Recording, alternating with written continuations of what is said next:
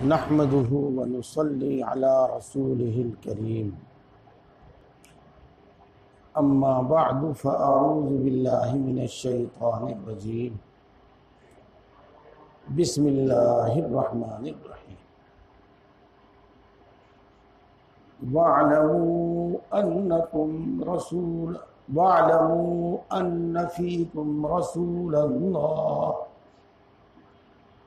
لو يطيعكم في كثير من الأمر لعنتم ولكن الله حبب إليكم الإيمان وزينه في قلوبكم وكره إليكم الكفر والفسوق والعصيان أولئك هم الراشدون فضلا من الله ونعمة والله عليم حكيم إنما كان قول المؤمنين إذا دعوا إلى الله ورسوله ليحكم بينهم أن يقولوا سمعنا وأطعنا وأولئك هم المفلحون ومن يطع الله ورسوله فقد فاز فوزا عظيما صدق اللہ العظیم۔ محترم بزرگوں اور دوستوں، محرم کی نسبت سے یہ مہینہ ہے، محرم کا مہینہ ہے، مجھے کچھ عرض کرنا ہے، اور وہ محرم سے متعلق کم ہوگا اور ہماری روزمرہ کی زندگی سے متعلق زیادہ ہوگا۔ اور میں آپ سے گزارش کروں گا کہ جس طرح ماشاءاللہ آپ پوری توجہ کے ساتھ، پوری لگن کے ساتھ سنتے ہیں، آج بھی اسی طرح سنیں گے۔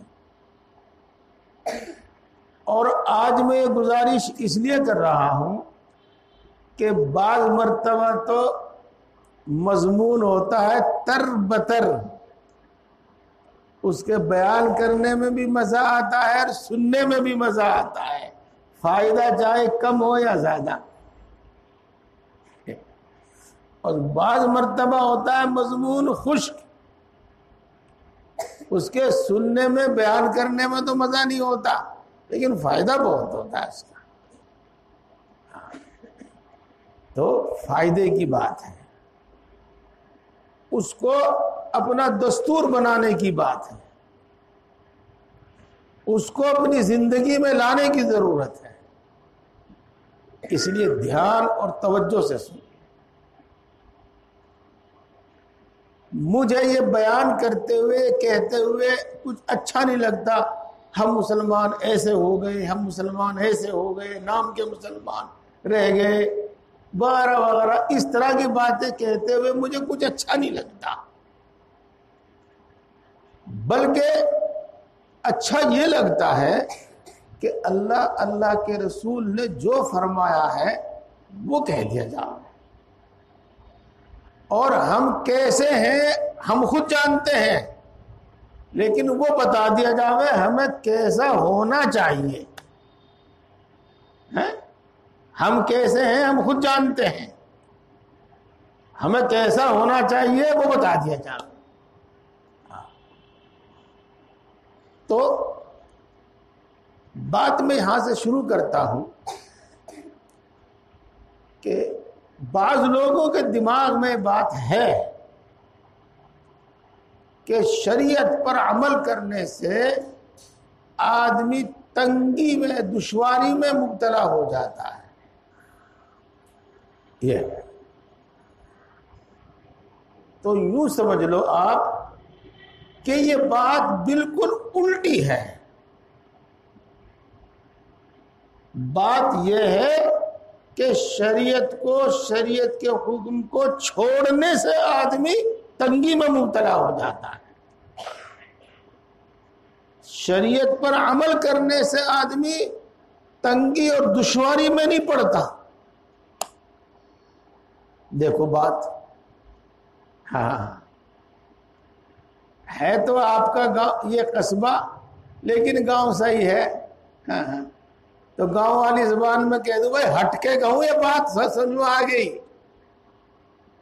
ہاں بات سمجھ میں آ گئی، چلو پھر بھی کہہ دیتا ہوں، شریعت پر سنت پر عمل کرنے میں دشواری نہیں ہے اور آدمی تنگی میں مشکل میں نہیں پڑتا۔ شریعت و سنت پر عمل کرنے میں آسانی ہے اور شریعت و سنت چھوڑ کر اپنی مرضی سے عمل کرنے میں تنگی اور دشواری ہے، اور دوسروں کی دیکھا دکھائی عمل کرنے میں دشواری اور تنگی ہے، یہ ہے۔ چلو اس سلسلے میں آپ کو ایک آیت شریفہ کا ترجمہ سنا دوں جو بالکل صاف صاف یہی بات بیان کر رہی ہے۔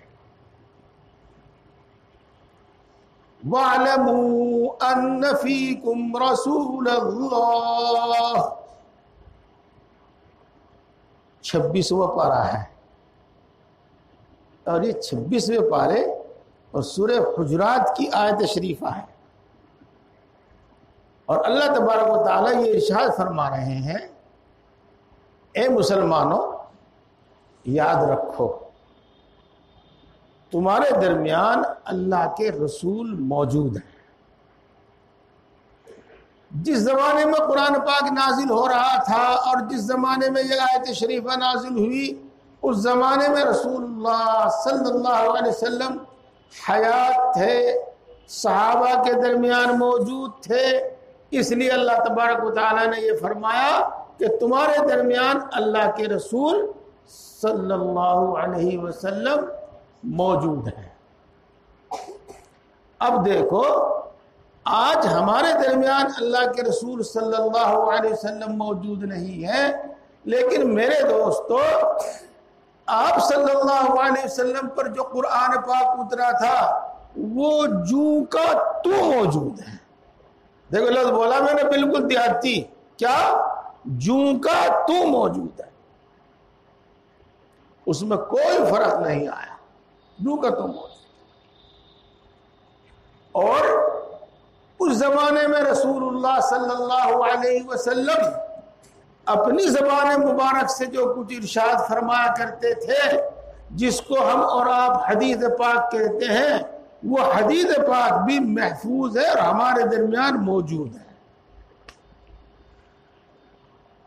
اور آپ جانتے ہیں پوری سند کے ساتھ موجود ہے، سند کے ساتھ، بغیر سند کے نہیں، سند کے ساتھ موجود ہے۔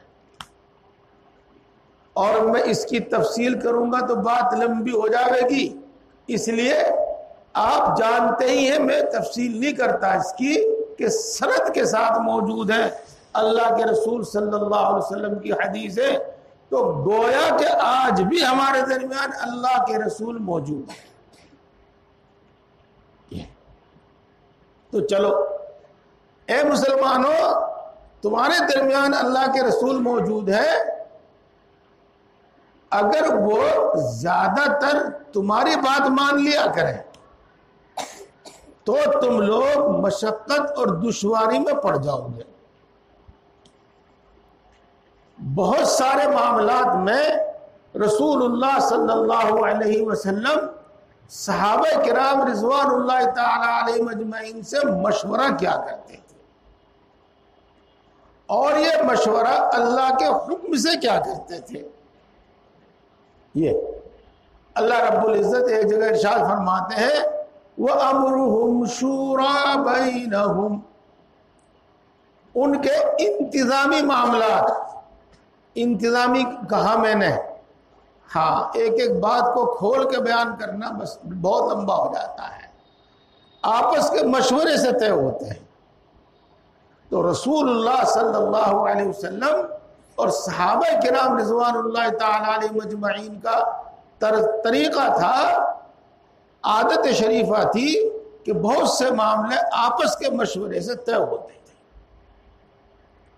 تو اس مشورے میں بہت مرتبہ رسول اللہ صلی اللہ علیہ وسلم صحابہ کی رعایت کرتے ہوئے ان کی رائے مان لیا کرتے تھے. تو اللہ تبارک و تعالیٰ یہ فرماتے ہیں کہ اگر اللہ کے رسول ہمیشہ تمہاری بات مان کے لیا کرے اور تمہاری بات پر عمل کر لیا کرے تو تم لوگ دشواری میں پڑ جاؤ گے، مشقت میں پڑ جاؤ گے. تو ہماری اپنی باتوں پر، اپنی سوچ پر عمل کرنے سے ہم دشواری اور دقت میں پڑ جائیں گے. ہم اپنی سوچ پر عمل کرنے سے، اپنی رائے پر عمل کرنے سے دشواری اور دقت میں پڑ جائیں گے. اس کا مطلب یہ ہوا کہ اللہ کے رسول صلی اللہ علیہ وسلم ایسی رائے دیتے ہیں، ایسا حکم دیتے ہیں جس میں تمہارے واسطے آسانی ہوتی ہے، جس میں تمہارے واسطے سہولت ہوتی ہے، جس میں تم کو وہ مشقت سے بچاتے ہیں. تو دیکھو یہ آیت کریمہ صاف صاف بتا رہی ہے کہ شریعت سنت پر عمل کرنے میں آسانی ہے اور من مانی کرنے میں دشواری ہے، اور رسم و رواج پر عمل کرنے میں دشواری ہے. یہ ہے مسئلہ. میرے بھائیوں بات یہ ہے، بات الٹی سمجھا دی ہمیں شیطان نے، اور بات الٹی سمجھا دی ہمیں ہمارے نفس نے. جی اس کو خوب سمجھ لو اور یہ الٹی بات اپنے اندر سے، اپنے دلوں سے بالکل نکال دو. سب سے پہلا بگاڑ یہیں سے شروع ہوا تھا. سب سے پہلا بگاڑ یہیں سے شروع ہوا تھا. کہاں سے؟ حضرت آدم علیہ السلام اور حضرت حوا علیہ السلام جنت میں رہتے تھے. اللہ نے ان کو جنت میں رکھا تھا اور یہ حکم دیا تھا کہ اس درخت کے تو پاس بھی مت پھٹکنا. باقی ساری جنت پڑی، جہاں چاہے رہو، جہاں چاہے بیٹھو، جہاں چاہے اٹھو، جہاں چاہے گھومو، جہاں سے چاہے کھاؤ، جو چاہے کھاؤ، تھاری مرضی. بس اس درخت کے پاس بھی مت پھٹکنا، یوں فرمایا تھا اللہ. تو شیطان جاتا تھا، چاہے وہ جنت میں اندر چلا جاتا ہو، اس وقت تک اس پر روک نہیں لگی تھی، پابندی نہیں لگی تھی. یا وہ آسمانوں میں جاتا ہو اور جنت کے آس پاس کہیں ونڈو کے تڑے کھڑا ہو کے، کہیں دروازے کے آس پاس کھڑا ہو کے آدم اور حوا سے بات کر لیتا ہو. بہرحال بات ہوئی ان کی. اور شیطان نے یہ پٹی پڑھائی ان دونوں کو کہ اس درخت سے اللہ تبارک و تعالیٰ نے تم کو اس لیے منع کیا ہے کہ اگر تم اس کو کھا لو گے تو تم جنت میں رہو گے ہمیشہ. اس درخت کی خاصیت یہ ہے کہ جو اس کو کھا لے گا ہمیشہ جنت میں رہے گا. یہ کہا شیطان نے. جی چنانچہ قرآن پاک میں ارشاد فرمایا، قال هل ادلكما على شجرة الخلد وملك لا يبلى. اس نے کہا اگر تم چاہو تو میں تمہیں ایسے درخت کا پتہ بتا دوں جس کی تاثیر ہمیشہ ہمیں جنت میں رہنا ہے، اور تم کہو تو میں تمہیں ایسے درخت کا پتہ بتا دوں کہ اس سے تمہیں ایسی حکومت حاصل ہوگی، ایسا ملک حاصل ہوگا جو کبھی پرانا نہیں ہوگا. میرے دوستو، حالانکہ اس درخت کی تاثیر یہ تھی کہ اگر اس کو کھایا تو فوراً جنت سے باہر. اس درخت کی تاثیر یہ تھی کہ اگر اس کو کھایا تو فوراً جنت کی نعمتوں سے محروم. اس درخت کی تاثیر یہ تھی. لیکن شیطان نے کیا بتایا؟ اس کا بالکل الٹا. کیا؟ کہ اگر تم اسے کھاؤ گے تو ہمیشہ جنت میں رہو گے، نکالے نہیں جاؤ گے.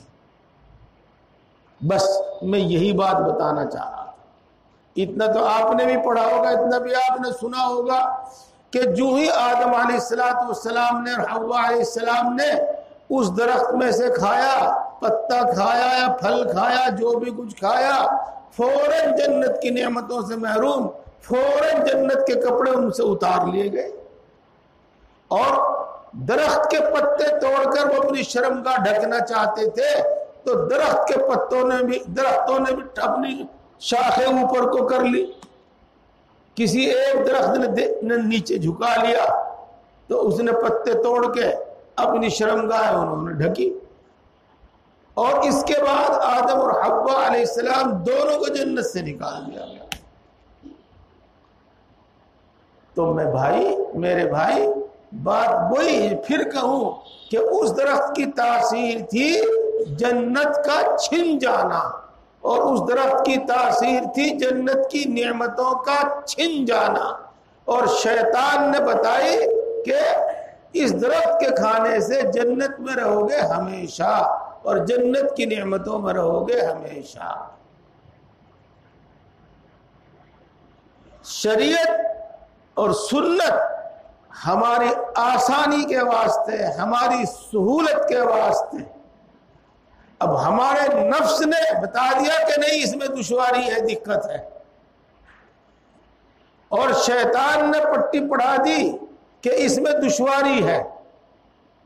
اور اسلام کے دشمنوں نے ریڈیو پر، ٹی وی پر اور کہاں کہاں باتیں بیان کر کر کے غیر محسوس طریقے پر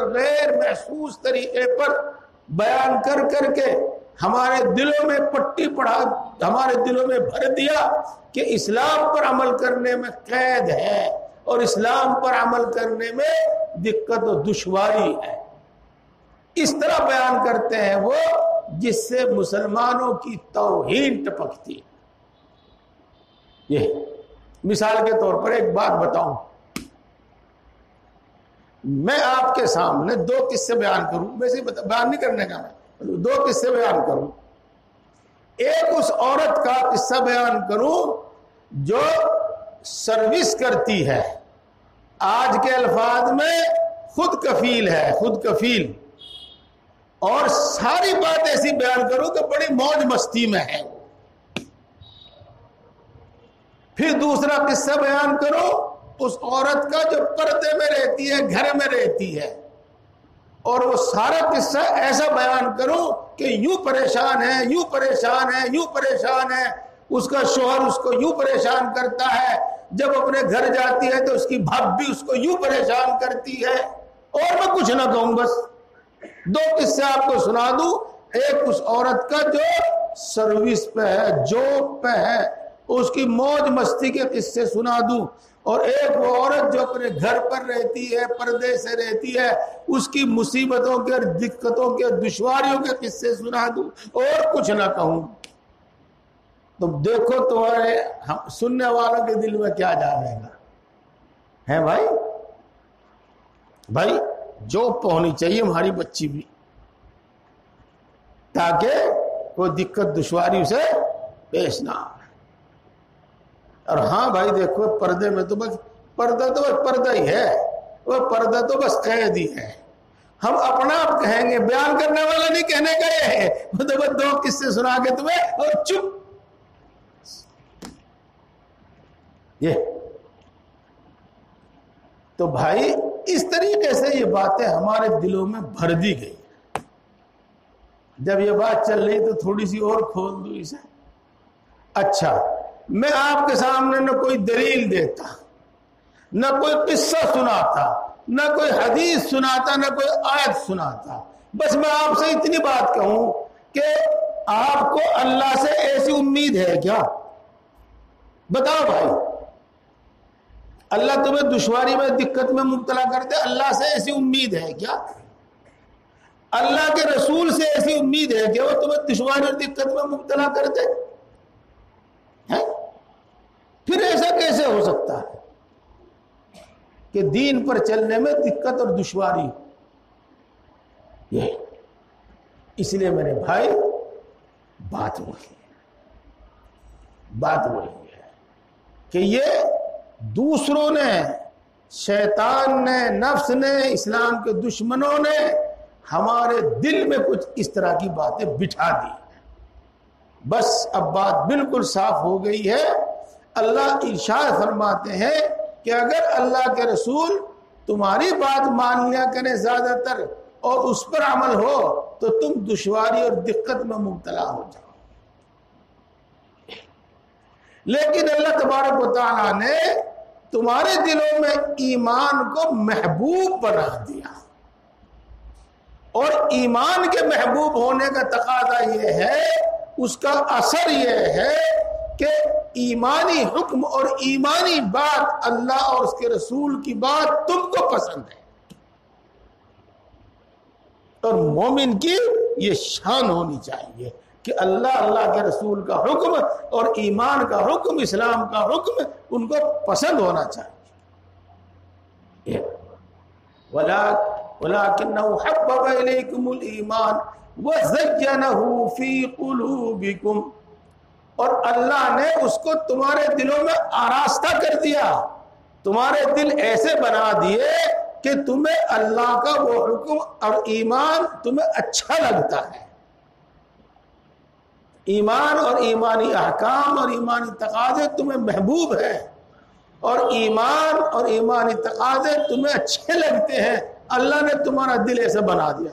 وَلَكِنَّهُ حَبَّبَ إِلَيْكُمُ الْإِيمَانَ وَزَيَّنَهُ فِي قُلُوبِكُمْ وَكَرَّهَ إِلَيْكُمُ الْكُفْرَ، اور اللہ تبارک و تعالیٰ نے تمہارے دل ایسے بنا دیے، تمہاری عقل، تمہاری سمجھ ایسی بنا دی کہ تم کفر کو ناپسند کرتے ہو، کفر کے طریقے کو ناپسند کرتے ہو، کافروں کی رسموں کو ناپسند کرتے ہو۔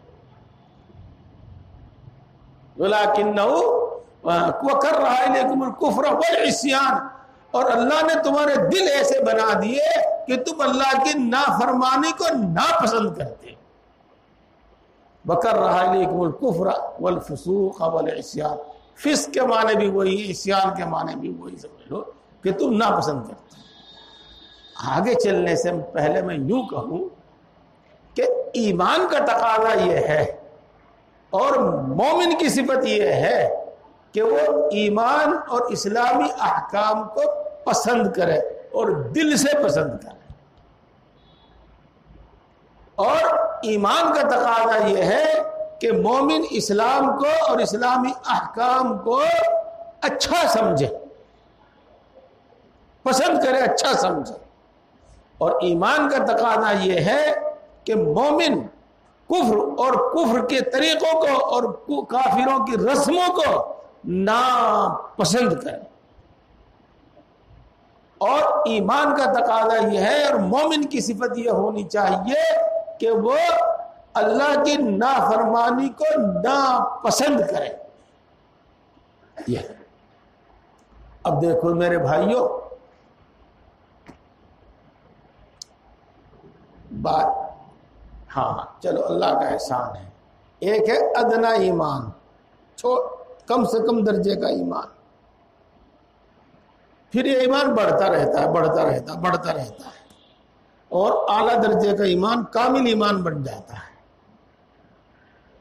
تو یوں تو اللہ کا شکر ہے، اللہ کا احسان ہے کہ ہمیں ایمان پسند ہے، یوں تو الحمدللہ ہمیں اسلام اور اسلامی احکام پسند ہیں، لیکن ہمارے دل میں جو کچھ ماڑی موٹی کمی ہو اسے دور کرو۔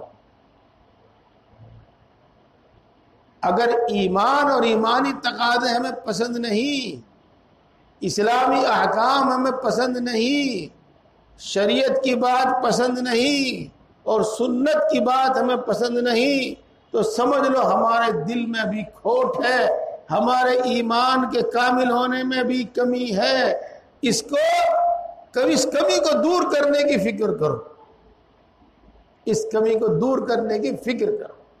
دیکھو ماشاءاللہ آپ اپنا وقت فارغ کر کے، اپنا آرام چھوڑ کے، اپنا حقہ پانی چھوڑ کے اب یہاں مسجد میں آئے ہیں، اور انشاءاللہ عشاء کی نماز پڑھ کر آپ سے جائیں گے، کوئی 1.5-2 گھنٹے تک آپ یہاں جم کر بیٹھے رہیں گے۔ آپ کے اندر طلب ہے نا، جبھی تو آئے ہیں۔ آپ کے دل میں دین کی عظمت ہے، جبھی تو آئے ہیں۔ آپ کے دل میں دین کی، ایمان کی محبت ہے، اللہ کے رسول کی باتوں کی قدر ہے، جبھی تو آئے ہیں، جبھی تو بیٹھے سن رہے ہیں۔ یوں تو الحمدللہ یہ بات ہے، لیکن پھر بھی جو کمی ہے، ہر آدمی اپنی کمی کو جانتا ہے۔ میرے بھائی اس کمی کو دور کرے اور شریعت کی ہر بات کو، سنت کی ہر بات کو پسند کرے۔ اب دیکھو کچھ تھوڑا سا میں بیان کرنا چاہتا ہوں، تھوڑا سا، اول تو یہی کافی ہے۔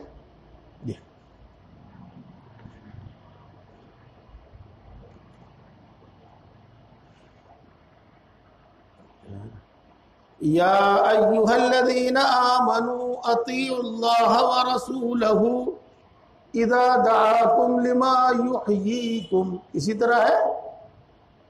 ہاں چلو، اگر اس میں کچھ کمی ہے تو ترجمہ میں بالکل صحیح کر دوں گا، بعض مرتبہ پڑھنے میں کچھ ایسا ہو جاتا ہے۔ اے ایمان والو، جب اللہ کے رسول، اللہ اور اللہ کا رسول تم کو ایسے کام کی دعوت دے، ایسے کام کی طرف بلاوے، ایسا کام کرنے کو کہے جو تمہیں نئی زندگی بخشے۔ کس طرح آیت شریفہ؟ یا اسی طرح ہے جسے میں پڑھ رہا ہوں، یا ایھا الذین آمنوا استجیبوا للہ ورسولہ اذا دعاکم لما یحییکم، اسی طریقے سے ہے۔ اس کا ترجمہ یہی ہے جو میں نے آپ کو بتایا۔ اے ایمان والو، جب اللہ اور اللہ کا رسول تم کو ایسے کام کرنے کے لیے کہے، ایسے کام کی طرف بلاوے جو کام تم کو نئی زندگی بخشے، تو تم اس بات کو قبول کر لیا کرو، یوں شاید اس کو قبول کر لیا کرو، اس کو مانا کرو۔ تو الٹی بات نہیں سمجھنی ہے، سیدھی بات سمجھنی ہے۔ یہ مت سمجھنا کہ کچھ احکام شریعت کے ایسے ہیں جو نئی زندگی بخشتے ہیں، اور کچھ ایسے ہیں جو ہمیں تنگی و دشواری میں مبتلا کرتے ہیں۔ میرے بھائیو، ایسا نہیں، بلکہ شریعت کا ہر حکم ایسا ہے، شریعت کا ہر حکم ایسا ہے جو ہمیں نئی زندگی بخشتا ہے، نئی زندگی بخشتا ہے۔ اللہ دیکھو، اومن کان میتا فاحییناہ،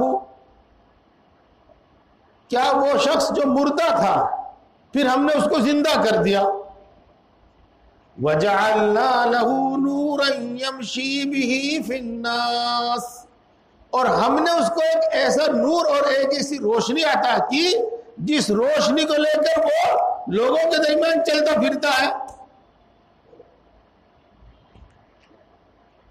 کمن مثلہ فی الظلمات، کیا وہ شخص اس شخص جیسا ہو سکتا ہے جو اندھیرے میں ادھر سے ادھر بھٹک رہا ہو، ادھر اندھیرے میں ادھر سے ادھر دھکے کھا رہا ہو؟ ظاہر بات ہے کہ نہیں ہو سکتا۔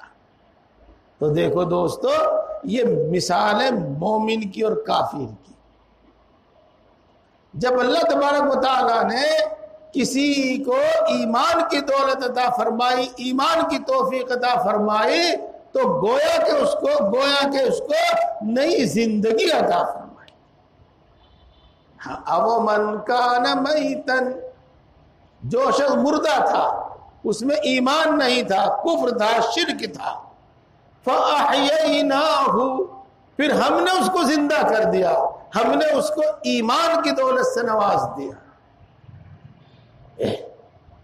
وَجَعَلْنَا لَهُ نُورًا يَمْشِي بِهِ فِي النَّاسِ، اور ہم نے اس کو ایک ایسا نور اور ایک ایسی روشنی عطا کی کہ جس روشنی کے درمیان وہ لوگوں کے درمیان چلتا پھرتا ہے، جس روشنی کے ساتھ وہ نور بصیرت کے ساتھ وہ لوگوں میں چلتا پھرتا ہے، رہتا ہے، بستا ہے۔ كَمَن مَّثَلُهُ فِي الظُّلُمَاتِ لَيْسَ بِخَارِجٍ مِّنْهَا، کیا وہ شخص اس جیسا ہو سکتا ہے جو اندھیروں میں ہو اور ان اندھیریوں سے نکلنے کا نام نہ لیتا اور نکل نہ پا رہا ہو؟ ہاں، تو مومن زندہ ہے، اور ایمان کی توفیق اس کو دے کر اس کو زندہ کیا۔ ہاں ماشاءاللہ بہت توجہ سے سن رہے ہیں، لیکن ایک منٹ مجھے دیکھو بھائی اس وقت۔ ہاں، اور اللہ نے ہمیں شریعت عطا فرما کر ایک نور اور ایک روشنی عطا فرمائی ہے، ہم اس روشنی میں زندگی گزارتے ہیں۔ دیکھو روشنی میں زندگی گزارتے ہیں۔ تو بہرحال میں عرض یہ کر رہا تھا، اللہ یہ ارشاد فرماتے ہیں کہ اللہ اور اللہ کا رسول جب تم کو کوئی ایسا حکم دے جس سے تم کو نئی زندگی ملے تو اس کو مان لیا کر، اور اللہ کا ہر حکم ایسا ہی ہے، اللہ کے رسول کا ہر حکم ایسا ہی ہے کہ اس سے نئی زندگی ملتی ہے۔ بات تو کوئی ایسی باریک نہیں جو سمجھ میں نہ آوے۔ ہاں، ارے بھائی کیسے مزاج ہیں؟ اجی وہ ٹھیک ہے بس، ہاں بس کیا بتاؤں، زندگی میں سے روزانہ ایک دن کم کر دیں۔ ہاں، ایسی باتیں کہتے ہیں وہ۔ چلو خیر، اس کو تو چھوڑ دو، ان کو سمجھنے سمجھانے میں دیر لگتی ہے۔ میرے بھائی، اس دنیا میں بھی بعض آدمیوں کی زندگی ایسی ہوتی ہے کہ نہ وہ زندہ نہ وہ مردہ، بہرحال سانس چل رہا ہے، چلتا پھرتا ہے، اس لیے مردہ نہیں کہہ سکتے، لیکن پریشان اتنا ہے کہ کسی گھڑی چین نہیں ہے، اس لیے یوں بھی نہیں کہہ سکتے کہ زندہ ہے، پریشان اتنا ہے۔ تو سمجھو وہ نہ مرے اور نہ جیوے جی، اور جہنم میں زندگی ایسی ہی ہوگی۔ جہنم کی زندگی میرے دوستو ایسی ہی ہوگی۔ اللہ خود صاف ارشاد فرماتے ہیں، ثم لا يموت فيها ولا يحيا، پھر جہنم میں وہ نہ وہ مریں گے نہ وہ جیویں گے، نہ وہ مریں گے نہ وہ جیویں گے۔ اس کا مطلب وہی ہے جو میں نے آپ کو بتایا، سانس ان میں رہے گا، اور تکلیف اتنی ہوگی کہ اس کو زندگی نہیں کہہ سکتے۔ تو میرے دوستو، دنیا میں اسلام کو چھوڑ کر، شریعت کو چھوڑ کر، سنت کو چھوڑ کر ایسی ہی پریشانیاں آتی ہیں اور ایسی ہی زندگی گزرتی ہے۔ میں دعویٰ کرنا ذرا اچھی بات نہیں ہوتی، لیکن جتنی پرسکون زندگی ایمان والوں کی اور اللہ کے فرما بردار اور متقی اور پرہیزگار بندوں کی ہوتی ہے، کسی کی ہوتی نہیں، میں نے شاید بھی نہیں لگایا، کسی کی ہوتی نہیں۔ یقیناً اللہ تبارک و تعالی قدم قدم پر بندے کے دل کو اتنا مضبوط اور اتنا ثابت قدم رکھتے ہیں کہ اس کا خوف، اس کا ڈر ختم، اس کی دل کی بے چینی اور پریشانی ختم۔ چلو بس بات اب یہاں سے ہم آگے بڑھا لیں کہ شریعت کے احکام ہمیں نئی زندگی بخشنے والے ہیں، اور اب آگے چلتے ہیں ہم۔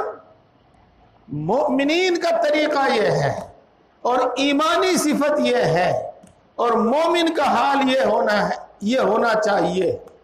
انما المؤمنون انما كان قول المؤمنين اذا دعوا الى الله ورسوله ليحكم بينهم ان يقولوا سمعنا واطعنا. جب مومنوں کو، مسلمانوں کو، کسی مومن کو اور کسی مسلمان کو اللہ کا حکم، اللہ کے رسول کا حکم سنانے کے واسطے بلایا جاتا ہے، تو اللہ کا حکم، اللہ کے رسول کا حکم سن کر اس کی ایک ہی بات ہوتی ہے، کیا؟ میں نے بات سنی اور میں نے بات مانی. ان یقولوا سمعنا واطعنا، میں نے بات سنی اور میں نے بات مانی. یہ اللہ تعالیٰ ان کو خوشخبری سناتے ہیں، اولئک هم المفلحون، یہی لوگ کامیاب ہونے والے ہیں، یہی لوگ کامیاب ہیں. فضائل میں سنا نہیں رہا ہوں، اسی میں آ جاتے ہیں جو کچھ آ جاتے ہیں. اب میں اپنی بات پھر واپس لے کے چلتا ہوں اور یہ عرض کرتا ہوں کہ شریعت پر، سنت پر عمل کرنے سے زندگی میں آسانیاں آتی ہیں اور شریعت و سنت کو چھوڑنے میں دشواریاں آتی ہیں. لہذا ہم دو کام کریں گے. نمبر ایک، اپنی من مانی زندگی چھوڑیں گے اور ہر کام میں، ہر چیز میں ہم یہ معلوم کریں گے کہ اس میں شریعت کا کیا حکم ہے، اللہ کا حکم کیا ہے، اللہ کے رسول کا حکم کیا ہے، اللہ کے رسول صلی اللہ علیہ وسلم کی سنت کیا ہے، صحابہ کرام رضوان اللہ تعالی علیہ مجمعین کا عمل اس میں کیا ہے. ہم یہ معلوم کریں گے اور دل و جان سے اس پر عمل کریں گے. کوئی دقت، کوئی دشواری ہے تو ہوتے دو. دقت دشواری کہہ میں نہیں ہوتی ہے. آپ آرام سے بیٹھے، پنکھے کی ہوا میں بیٹھے، اگر پیشاب کا تقاضا اگر چوکھا سا ہو جاوے اٹھ کر بھاگنا پڑے گا جی. اور مولوی صاحب نے اگر غسل خانے میں، بیت الخلاء میں تالا لگا رکھا ہو تو تاڑی ڈھونڈنے میں، تالا کھولنے میں کتنی دقت ہوگی بھائی. دقت تو اس میں بھی ہے. اور بیٹھے بیٹھائے پیاس لگ جاوے تو اٹھنا، اور جب کنویں میں سے پانی نکالنے والی بات نہیں ہو رہی، فریج میں سے بوتل اٹھانے والی بات ہو رہی، دقت تو اس میں بھی ہے. ہاں تو میرے دوستو، اللہ کے حکم کو سننا اور اللہ کے حکم کو ماننا، یہ مسلمان کی شان ہے. سمعنا واطعنا غفرانک ربنا، اے اللہ ہم نے تیری بات سنی اور ہم نے تیری بات مانی، ہم سے جو کوتاہی ہو گئی عمل کرنے میں اسے معاف کر دے. سمعنا واطعنا غفرانک ربنا، بس اس بات کو دل میں جماؤ اور وہ کام کرو جو رسول اللہ صلی اللہ علیہ وسلم نے کیا تھا. کیا کیا تھا؟ حجۃ الوداع، رسول اللہ صلی اللہ علیہ وسلم نے جو آخری حج کیا تھا اس میں بہت ساری باتیں، بڑی قیمتی باتیں بتائی تھی، بڑی ضروری باتیں بتائی تھی. ان ضروری باتوں میں سے ایک بات یہ تھی، رسول اللہ صلی اللہ علیہ وسلم نے ارشاد فرمایا تھا کہ جاہلیت کی رسمیں میں نے اپنے پیروں تلے کچل دی، میں نے اپنے پیروں کے نیچے رون دی. یوں پیر کر کے دکھائے تھے، ہلا کے دکھائے تھے رسول اللہ صلی اللہ علیہ وسلم. میرے دوستو، ایک نئے جذبے کے ساتھ ہم اسلام پر عمل کریں، نئے جذبے کا ایمان لے کر اٹھیں اور اس زمانے میں جو بھی رسمیں ہیں، جس کی بھی ہے، ان سب کو ہم اپنے پیروں تلے کچل دیں، اپنے پیروں تلے رون دیں اور نئے ارادے کے ساتھ، نئے حوصلے کے ساتھ ہم اٹھ کھڑے ہوں اور یوں کہیں کہ ہم شریعت کے ہر حکم پر عمل کریں گے، ہم ہر سنت پر عمل کریں گے، نہ اپنی منمانی چلاویں گے اور نہ دنیا کی رسموں پر چلیں گے. جی یہ ارادہ کریں، اللہ مدد کرے گا، اللہ توفیق دے گا، اللہ مدد کرے گا. یہ باتیں میں نے تمہید کے طور پر سنائی، اپنا اور آپ کا ایمان تازہ کرنے کے واسطے سنائی۔ اب میں آپ کو اگلی بات کو سناتا ہوں جو میں نے بتایا تھا کہ محرم کے مہینے کے طور پر۔ میرے دوستو، ہمارے تقریباً سبھی قصبوں میں، شہروں میں، گاؤں دیہات میں بھی شیعہ لوگ رہتے ہیں۔ وہ بھی اپنے آپ کو مومن کہتے ہیں، مسلمان کہتے ہیں۔ ہم بھی ان کو مومن اور مسلمان مانتے اور سمجھتے ہیں، کہتے ہیں۔ تو یوں سمجھ کر کہ وہ بھی مسلمان اور ہم بھی مسلمان، تو جو وہ کام کرتے ہیں بہت مرتبہ وہ کام ہمارے اندر آ جاتے ہیں، ہم بھی کرنے لگتے ہیں۔ اس کو اس طرح پیش کیا جاتا ہے جیسا کہ وہ دین اسلام کا حکم ہو، اور اس طرح پیش کیا جاتا ہے کہ ہم بھی مان لیتے ہیں۔ ارے بھائی، اللہ کے رسول سے کس کو محبت نہیں؟ ہر مومن کو محبت ہے۔ صحیح بات ہے، بالکل بالکل پکی بات ہے۔ اور اللہ کے رسول سے جیسے محبت ہے، آل رسول سے بھی محبت ہے، پکی بات ہے، بالکل صحیح بات ہے۔ ہم دل و جان سے اللہ کے رسول صلی اللہ علیہ وسلم سے محبت کرتے ہیں، اور دل و جان سے آل رسول سے محبت کرتے ہیں، اور خدا کی قسم اپنی اولاد سے زیادہ رسول اللہ صلی اللہ علیہ وسلم کی اولاد سے محبت کرتے ہیں۔ اگر دل چیر کے دکھایا جائے اور دکھ سکے تو یہ ہمارے دل میں تم کو ملے گا کہ فاطمہ کی محبت رضی اللہ عنہا اپنی لاڈلی بیٹیوں سے زیادہ ہے ہمارے دلوں میں، اس واسطے کہ رسول اللہ صلی اللہ علیہ وسلم کو ان سے سب سے زیادہ محبت تھی۔ اور خدا کی قسم حسن اور حسین سے ہمیں اپنے بیٹوں پوتوں نوازوں سے زیادہ محبت ہے، اس واسطے کہ رسول اللہ صلی اللہ علیہ وسلم کو ان سے بڑی محبت تھی۔ صحیح بات ہے،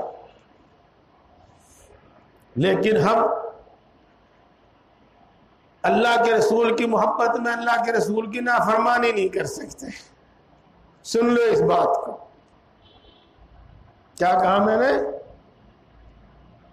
اللہ کے رسول کی محبت میں اللہ کے رسول کی نافرمانی نہیں کریں گے۔ جی، آل رسول کی محبت میں رسول کی نافرمانی نہیں کریں گے، اور حسن و حسین کی محبت میں رضی اللہ عنہم ان کے نانا کی نافرمانی نہیں کریں گے۔ بات ماننے کی ہے نہیں بھائی؟ ہاں، پکی بات ہے۔ چلو بس میں اس پر تو زیادہ نہیں جاتا، جب شریعت کا حکم آپ کے سامنے آ جاوے گا تو سب کی بات سامنے آ جاوے گی۔ میرے دوستو، کسی کی بھی موت پر 3 دن سے زیادہ سوگ نہیں ہے، 3 دن سے زیادہ غم نہیں، اور اس کے بعد فطری طور پر اگر کسی کا غم ہے تو وہ آہستہ آہستہ ختم ہو جائے، اور جس کو ہم تعزیت کہتے ہیں، تسلی دینا کہتے ہیں، مرنے کے بعد، کسی کی موت کے بعد، کسی یار پیارے کی موت کے بعد ایک مرتبہ تعزیت کرنی ہے، بار بار نہیں کرنی ہے تعزیت۔ کیوں؟ اس لیے کہ بار بار تعزیت کرنے سے تو بار بار غم کو یاد دلانا ہے۔ وہ بہنیں اور وہ بیٹیاں جو چیخیں مار مار کر اس دن رو رہی تھی جس دن ان کے باپ کا، بھائی کا انتقال ہوا، تیجے میں بھی پھر اسی طرح روتی ہیں، تو اسی غم کو پھر تازہ کرنا ہے، اور 40ویں میں پھر روتی ہیں۔ یہ آپ نے اپنی آنکھوں سے دیکھا، ہاں اپنی آنکھوں سے دیکھا جی۔ ویسے ہمارے میں تمہارے میں کوئی زیادہ فرق تو ہے نہیں، 50-60 کلومیٹر 100 کلومیٹر کا فرق ہوگا، جو رسمیں وہاں ہیں وہ یہاں بھی ہوں گی۔ ہاں دیکھو 4 مہینے کے بعد، 6 مہینے کے بعد، سال بھر کے بعد کوئی بیٹی گھر آتی ہے اور گھر میں گھستے ہی نہ تو سلام کرے گی نہ خیر سلام پوچھے گی اور کوڑی بھر کے رونا شروع کر دے گی۔ جب کسی کی موت ہو جائے یوں ہی ہوتا ہے، اور وہ جو روے گی کوڑی بھر کے، ماں کی بہن کی جس کی بھی کوڑی بھر کے وہ روے گی، وہ تو روے گی سارے کنبے کو رلا دے گی۔ تو جون سا غم بھلا چکے تھے، جون سا غم بھول چکے تھے، اب پھر وہ تازہ ہو گیا۔ یہ ہم نے اپنے اوپر مصیبت ڈالی، یہ دشواری دقت ہم نے اپنے اوپر کھڑی کری۔ اللہ کے رسول صلی اللہ علیہ وسلم تو کہہ گئے تھے بس 3 دن، اس سے زیادہ نہیں، اور تعزیت و تسلی بھی 3 دن کے اندر ہی اندر۔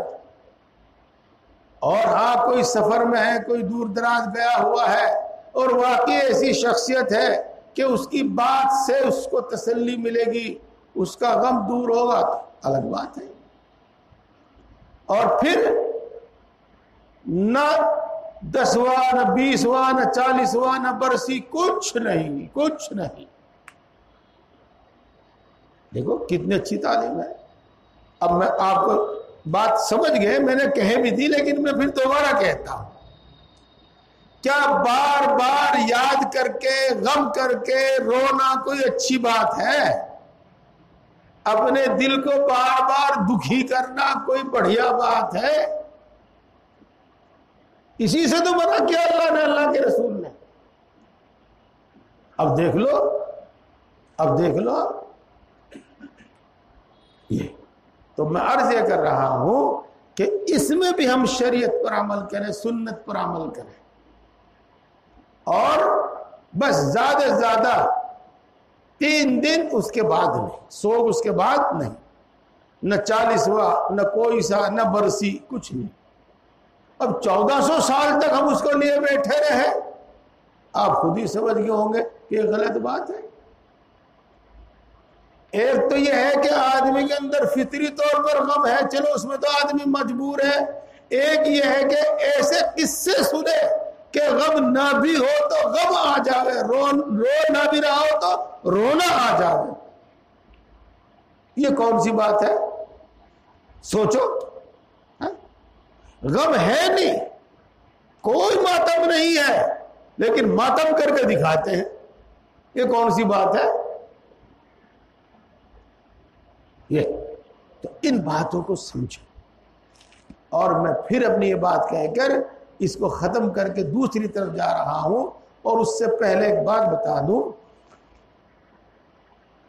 ہماری مائیں رسول اللہ صلی اللہ علیہ وسلم کی بیویاں، ازواج مطہرات، انہی کو ہم امہات المؤمنین کہتے ہیں۔ اور ہم کیا کہتے ہیں؟ اللہ کہتا ہے قرآن پاک میں، تو امہات المؤمنین میں سے ایک ہے ام حبیبہ رضی اللہ تعالی عنہ۔ معاویہ، حضرت معاویہ کا نام آپ نے کثرت سے سنا ہوگا، یہ ان کی بہن ہے۔ اور ابو سفیان کا نام آپ نے سنا ہوگا، بار بار نام آتا ہے ان کا، یہ ان کی بیٹی ہے۔ تو رسول اللہ صلی اللہ علیہ وسلم کا انتقال ہو چکا تھا۔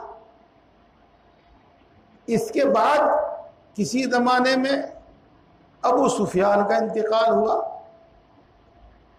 تو ابو سفیان کے انتقال کے 3 دن پورے ہونے کے بعد چوتھے دن حضرت ام حبیبہ رضی اللہ تعالی عنہا نے غسل کیا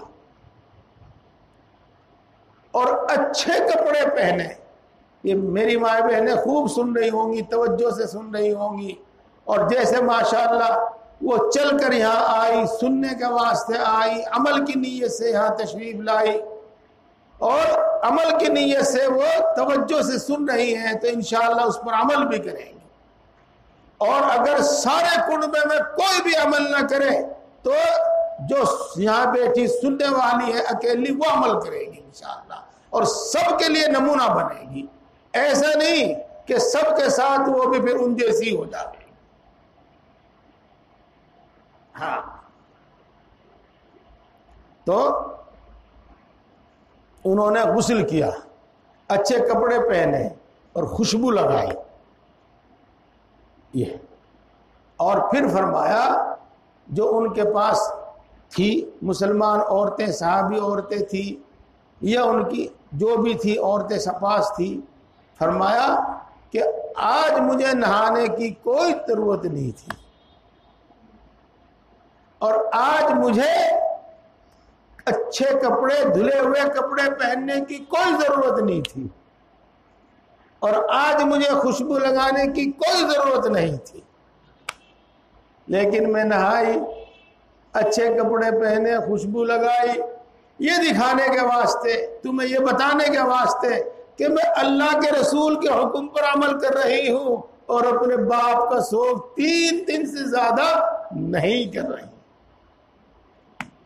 سنا میرے بھائی اور میری ماں بہنیں سن رہی ہیں جی. انما كان قول المؤمنين اذا دعوا الى الله ورسوله ليحكم بينهم ان يقولوا سمعنا واطعنا. مسلمانوں کا کام یہ ہوتا ہے جب ان کے سامنے اللہ کے رسول کا کوئی حکم آتا ہے تو وہ زبان سے بھی کہتے ہیں ہم نے سنا، اور زبان سے بھی کہتے ہیں کہ ہم اس کو مانیں گے، اور وہ اس کو مانتے بھی ہیں، اسی کے مطابق عمل بھی کرتے ہیں. یہ ہے میرے بھائیوں اور میرے دوستوں، اور جو بار بار میں بتا رہا ہوں اسے کہنے کی ضرورت نہیں، آپ سن سکتے ہو، سمجھ سکتے ہو، غور کر سکتے ہو کہ آسانی کہیں میں، بلکہ ہمیں تو یہ حکم دیا گیا ہے کہ جب تم یہ خبر سنو، کسی کی بھی خبر سنو، تم کہو انا للہ، ہم سب اللہ ہی کی ملکیت میں ہیں، ہم سب اللہ ہی کی ملکیت ہے. وَإِنَّا إِلَيْهِ رَاجِعُونَ. ہاں، اور اللہ اپنی ملکیت میں جو چاہے کرے، جو چاہے تصرف کرے، جب تک چاہے زندہ رکھے، جب چاہے موت دے دے، اس کا جی چاہے وہ بچپن میں موت دے دے، اس کا جی چاہے وہ جوانی میں موت دے دے، اس کا جی چاہے بڑھاپے میں موت دے. جی وہ مالک ہے، اور ہم سب لوٹ کر اسی کے پاس جائیں گے. کوئی آگے کوئی پیچھے، جانا سب کو وہی ہے. پھر غم کس بات کا؟ تو چل میں آنے لگ رہا.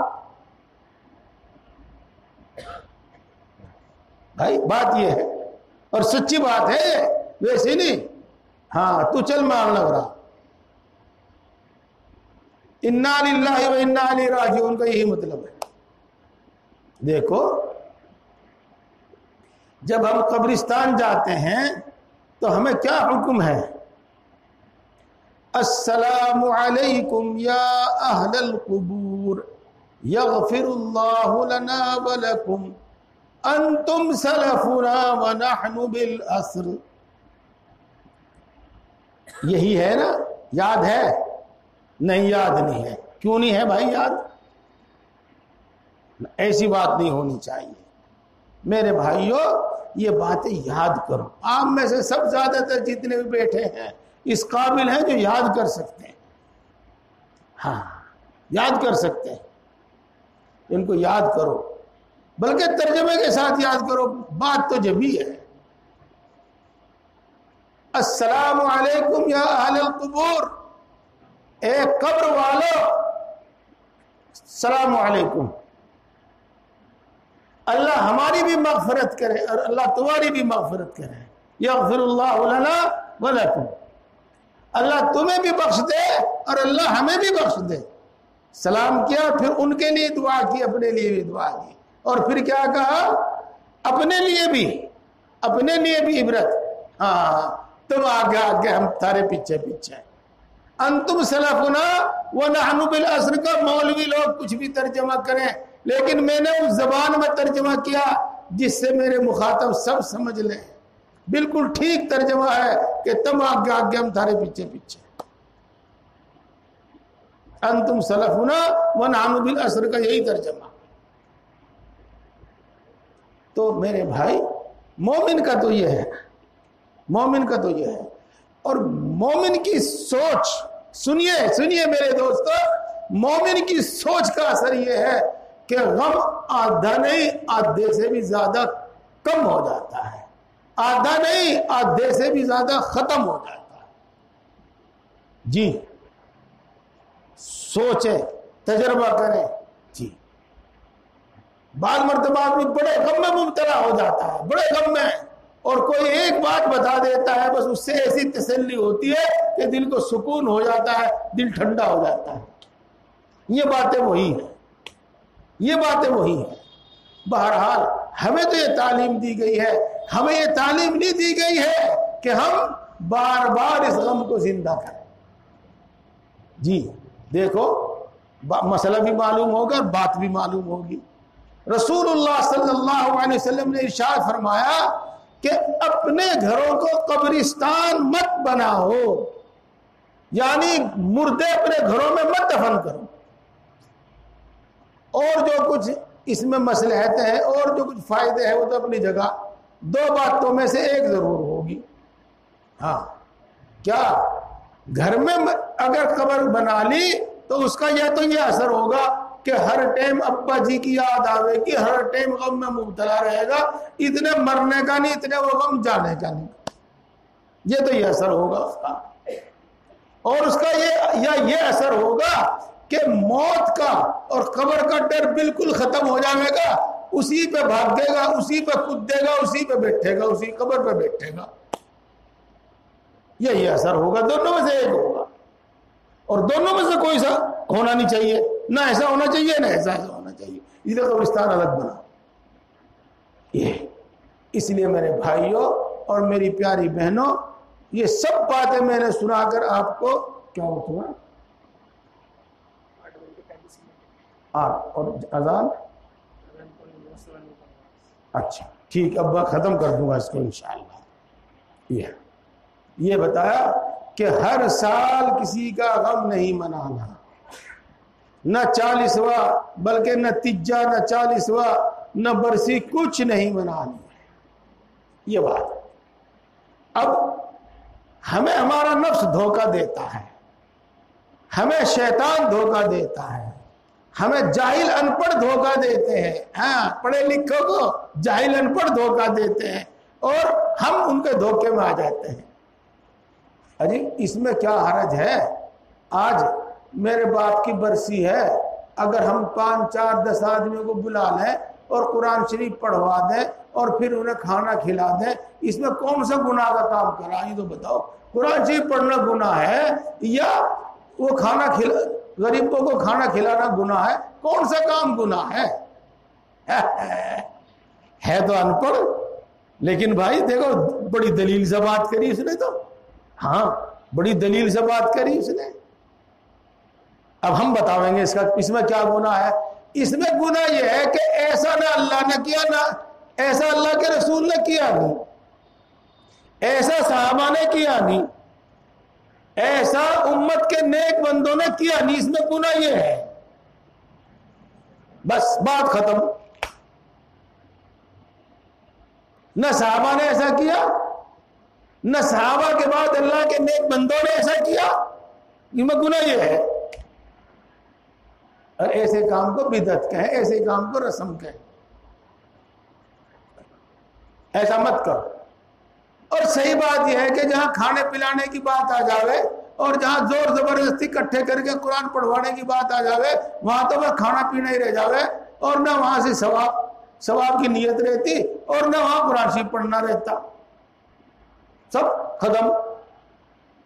تو چلو اچھا، میری مائیں بہنیں بھی سنیں، میرے بھائی بھی سنیں، توجہ سے سنیں.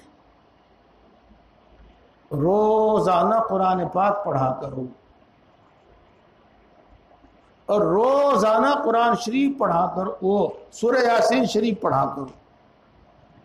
اتنا کام تو کیا ہی کرو. اور روزانہ 1 پارہ آدھا پارہ جو بھی آپ پڑھتے ہیں، اور سورہ یاسین شریف جو پڑھتے ہیں آپ، بتایا تھا آپ کو روزانہ پڑھنی چاہیے، بڑے فائدے ہیں اس کے، اس کو پڑھ کے اسی وقت لگے ہاتھ ثواب پہنچا دیا کرو، اور یوں دل میں سوچ لیا کرو، یہ زبان سے کہہ لیا کرو، اے اللہ جو کچھ میں نے پڑھا اس کا ثواب حضور اکرم صلی اللہ علیہ وسلم کی ذات بابرکات کو پہنچا دیجئے۔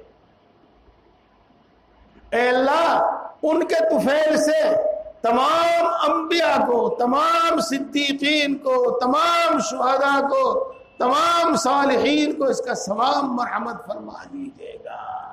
اے اللہ میرے باپ، میرے ماں باپ، میرے دادا دادی، میرے نانا نانی، سب کو اس کا ثواب مرحمت فرما دیجئے گا۔ اے اللہ میرے استادوں کو اس کا ثواب مرحمت فرما دیجئے گا، اور میرے شیخ مشائخ کو اس کا ثواب مرحمت فرما دیجئے گا۔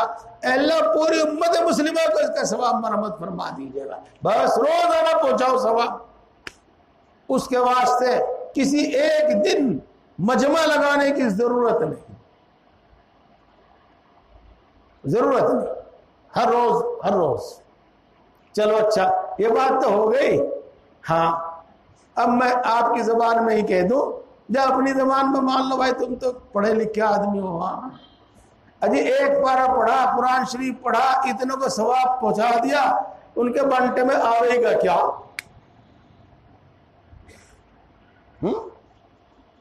ایسا نہیں، ایسا نہیں ہے، بلکہ ایسا معلوم ہوتا ہے، پکی بات تو یہ ہے نہیں، ایسا معلوم ہوتا ہے کہ جتنوں کو بھی ہم ثواب پہنچاویں گے، ہر ایک کو پورے 1 پارے کا ثواب پہنچے گا،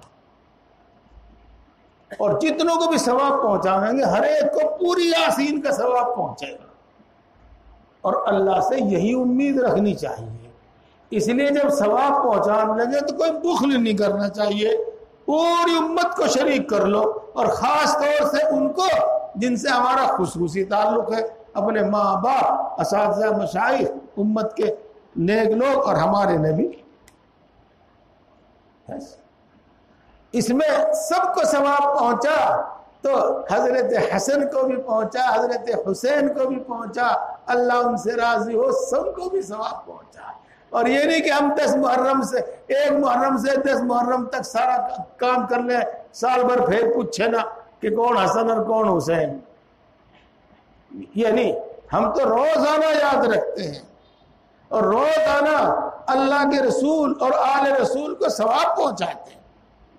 یہ دیکھو دوستو، یہی طریقہ ہے اس کا۔ تو خاص طور سے عصر کے بعد پڑھ رہے تھے مولانا کتاب میں کیا کہ حضرات حسن حسین کے واسطے ثواب پہنچانے کے واسطے شربت تقسیم کریں، اور کمال کی بات یہ ہے کہ سردیوں میں بھی شربت تقسیم کریں، یہ ہے۔ تو وہ سردیوں میں شربت کا کیا مطلب؟ چلو سخت گرمی میں تو پیاس لگ رہی، جتنا کلیجہ ٹھنڈا ہوگا اتنا زیادہ دل سے دعا نکلے گی، اتنا زیادہ ثواب ملے گا، لیکن اگر سردیوں میں ٹھنڈا گلاس پلا دیا تو دعا کہاں نکلے گی؟ وہاں تو سارا ہی، میرے جیسے کی تو ساری چھاتی جام ہو جائے گی، وہاں تو دعا کے بجائے بد دعا نکلے گی وہاں تو، لیکن پلانا شربتی ہے۔ اب تم سوچ لو، کہیں نہ کہیں داڑھ میں کالا ہے۔ ہاں وہی بات بتا رہے تھے کہ اس میں برے عقیدے کو دخل ہے، غلط عقیدے کو دخل ہے، اور وہ انہوں نے تو صاف صاف بتایا نہیں تھا، کتاب والے نے تو بتایا نہیں تھا صاف صاف، میں بتاؤں گا اس کو صاف صاف کہ حسین اور حسن کی پیاس آج تک نہیں بجھی، انہیں ٹھنڈا شربت پلاؤ جب بجھے گی ان کی پیاس۔ توبہ توبہ، اہل رسول اور حسن و حسین کے بارے میں یہ خیال کہ آج تک پیاس سے مر رہے ہو، توبہ توبہ، اور پھر انہیں شہید بھی ماننا ہے، اور یہ بھی، ارے شہید تو اللہ کے نزدیک زندہ ہے، اور دوسرے مسلمان تو قیامت جب قائم ہو جائے گی، حساب کتاب جب ہو جائے گا، جب جاویں گے جنت میں اتنے برزخ میں رہیں گے، اور شہید ڈائریکٹ جنت میں جاوے گا، اور برزخ میں نہیں رہنے کا۔ وہ تو جنت میں جا بھی لیے، وہ تو موج مستی لے رہے، تو کی دھیان میں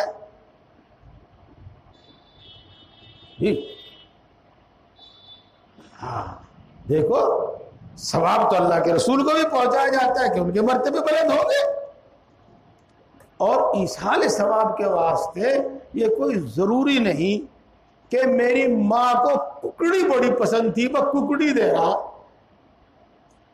اور میری ماں کو کھیر بہت پسند تھی تو کھیر ہی کھلا رہا لوگوں کو، تو یہ نہیں طریقہ، اس کا غلط طریقہ ہے، یہ تو شیطانی سوچ ہے۔ دیکھو بات یہ ہے کہ اللہ ان پر رحم فرما دے، ان کی غلطی کو بخش دے، ان کے درجات بلند فرما دے، یہ ہے۔ اور اس میں اگر ہم نے 3 مرتبہ قل هو اللہ احد پڑھ کر ثواب پہنچا دیا، تب ایک قرآن کا ثواب ان کو پہنچ گیا، اور تب ان کی موج آ گئی، ان کو مزہ ہو گیا۔ اور اگر ہم نے 3 روپے کسی کو دے کے ثواب پہنچا دیا، جب ثواب پہنچ گیا، اور ہمیں کوئی ایسا آدمی ملا، ہمارے در پر کوئی ایسا آدمی آیا جسے بھوک لگ رہی تھی، ہم نے اسے کھانا کھلا دیا، تو اس کا ثواب پہنچ گیا۔ ہمیں کوئی ایسا آدمی ملا، ایسا آدمی دکھائی دیا جس پر کپڑے نہیں تھے یا سردی میں ٹھٹر رہا تھا، ہم نے اس کو کپڑا دے دیا، تو اس کا ثواب پہنچ گیا۔ ان کو تو ثواب پہنچے گا، اور بھی کچھ پہنچنے کا وہاں سے، یہ ہے۔ تو ان رسموں سے بچو، یہ عقل کے بھی خلاف، دین کے بھی خلاف، اور مصیبت و مشقت میں ڈالنے والی۔ چلو جی، یہ بات ہو گئی۔ اب چونکہ وقت ہو گیا ہے تو میں اس میں اور کچھ ضروری بات بتاؤں۔ دیکھو، جب کسی کا انتقال ہو جائے، جب یقین ہو گیا کہ ہاں بھائی اب اس میں کچھ نہیں رہا، تو بس اتنی دیر کرو اب جتنی دیر میں قبر کھد جاتا ہے، اور جتنی دیر میں کفن تیار ہو جاوے، کہیں سے خرید کے لانا ہو، جو بھی کچھ کرنا ہو، بعض مرتبہ دور جانا پڑے، کہیں دور جانا پڑے، اور جتنی دیر میں نہلانے کا انتظام ہو جائے۔ جب قبر کھد کے تیار ہو گئی اور اس کو کفن تیار ہو گیا، نہلا دیا، کفن پہنا دیا، اب کسی کا انتظار نہ کرو، اب کسی کا انتظار نہ کرو، اب اس کو لے جاؤ، نماز پڑھو اور دفنا دو، بس یہ ہے طریقہ۔ اجی اس کا بیٹا ہے کلکتے میں، وہ چل دیا، اس واسطے تھوڑا ٹائم لگے گا، اور آج نہیں کل دفن کریں گے۔ ہاں، پہلی بات تو یہ ہے کہ اگر اس نے دیکھ ہی لیا تو اس سے ہوگا کیا، اور نہ دیکھا تو ہوگا کیا؟ صرف ایک سوچ ہے بس، بلکہ ایک رسم ہے، ایک رواج اور ریتی چلا آ رہا ہے، اور کچھ نہیں، یہ کچھ نہیں ہونے لگا۔ یہ یہاں جب اس کے اولیاء موجود ہیں، مثلا دوسرے بیٹے موجود ہیں، بھائی موجود ہیں، ان کی موجودگی میں اس کو غسل کفن دیا گیا، ان کی موجودگی میں ان کی نماز پڑھی گئی، ان کی موجودگی میں اس کو دفن کیا گیا، بس حق ادا ہو گیا، سب کی طرف سے حق ادا ہو گیا۔ یہ بات۔ ایک مسئلہ اور بتا دوں، بس جب کسی چیز کا رواج ہوتا ہے تو آنکھ میچ کے ہم پیچھے پڑ جاؤں گے۔ مرد کا انتقال ہوا، غیر محرم عورتیں بھی جا جا کے دیکھ رہی ہیں صورت، جائز نہیں ہے، جائز نہیں ہے، دلیل بھی دوں انشاءاللہ، اور وہ جو آپ سمجھ لیں، جب کسی محترمہ کا انتقال ہوتا ہے اور ہم اس کو قبر میں اتارتے ہیں تو اس کے اوپر کفن ہوتا ہے، اور کفن ہونے کے باوجود ہم صرف محرم اندر ہوتے ہیں، اور غیر محرم جتنے بھی ہوتے ہیں ان سب سے پردہ کر لیا جاتا ہے چادر وغیرہ کے ذریعے۔ اب بھی پردہ ہے، اگر مرنے کے بعد اب بھی پردہ ہے، تو جس طریقے سے ایک نامحرم عورت کا نامحرم مرد سے زندگی میں پردہ ہے، تو موت کے بعد بھی پردہ ہے۔ چہرہ مت دیکھو، نہ غیر محرم عورت کا پردہ، عورت کا منہ دیکھے، وہ عورت کی صورت دیکھے، اور نہ غیر محرم عورتیں کسی غیر محرم کی صورت دیکھیں، اس وقت بھی یہ حکم ہے۔ جی ان رسموں کو ختم کر دو، ان رسموں کو اپنے پیروں تلے کچل دو، سیدھے سچے اسلام پر آ جاؤ، اس اسلام پر جو رسول اللہ صلی اللہ علیہ وسلم چھوڑ کے گئے تھے، اس اسلام پر جس پر صحابہ علیہ رضوان اللہ تعالی علیہ مجمعین عمل کیا کرتے تھے۔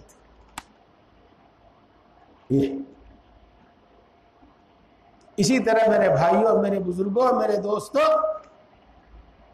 چلو سورت دیکھتے ہیں ٹھیک ہے، دیر تو نہیں کرنی چاہیے، لیکن اگلی بات سنیے، یہاں تک حیرت ہے کہ دیکھنے والوں نے دیکھ بھی لیا، لیکن کہیں کہیں ہم نے دیکھا ہے کہ قبر میں رکھنے کے بعد پھر اس کا منہ کھولا جاتا ہے، اب دیکھ لو بھائی، پھر دیکھ لو، آخری مرتبہ پھر دیکھ لو۔ جائز نہیں ہے، بلکہ یوں لکھا ہے علماء نے کہ جب اس کی نماز جنازہ ہو چکی ہوتی ہے نا، اس کے بعد اس کا دنیا سے واسطہ ہی ختم، اور اب اس کی صورت مت دیکھو، کوئی نہ دیکھے۔ اور یوں بھی لکھا ہے علماء نے، اللہ معاف کرے، اللہ معاف کرے، ایسا ہو سکتا ہے جنازہ کے بعد اس پر عذاب شروع ہو جاوے، اور اس عذاب کا اثر اس مردے کی اس لاش پر بھی آ جاوے، اور اس کا چہرہ وغیرہ بدل جاوے، بگڑ جاوے، یا کچھ اور ایسی بات ظاہر ہو، تو پھر اس کی طرف سے زندگی بھر بدگمانی رہے گی، اور ایک دوسرے کو اور دوسرا تیسرے کو یوں بیان کرتا رہے گا، ارے وہ فلانا ایسا ہو گیا تھا، فلانے کے باپ کو ایسا ہو گیا تھا، یہ سلسلہ چلتا رہے گا۔ یہ ایسا نہیں کرنا، نماز جنازے کے بعد کسی صورت نہیں دیکھنی ہے، قبر میں رکھنے کے بعد صورت نہیں دیکھنی، اور دیر نہیں کرنی ہے۔ اب میں آپ کو ایک قصہ سنا کے پھر دوسری بات کرتا ہوں۔ حضرت مولانا شاہ برار الحق صاحب نور اللہ مرقدہ، میرے شیخ ثانی، ان کے یہاں ایک طالب علم پڑھتا تھا، اور حضرت کے یہاں ان مسائل پر کیا تمامی مسائل پر روک ٹوک بہت ہوتی تھی، تعلیم بار بار ہوتی تھی، جس سے یاد بھی رہے بات اور عمل کا جذبہ بھی پیدا ہو جائے۔ جی تو ان کے گھر سے فون آیا کہ تمہارے والد محترم کا انتقال ہو گیا ہے اور جلدی سے جلدی آ جاؤ۔ تو انہوں نے حضرت سے چھٹی لی، چھٹی دے دی حضرت نے، فرمایا بھائی جاؤ، لیکن فون کر کے یہ کہہ دو کہ میرے انتظار میں مردے میں دفن میں تاخیر نہ کی جائے، میرے انتظار کی وجہ سے دفن میں تاخیر نہ کی جائے۔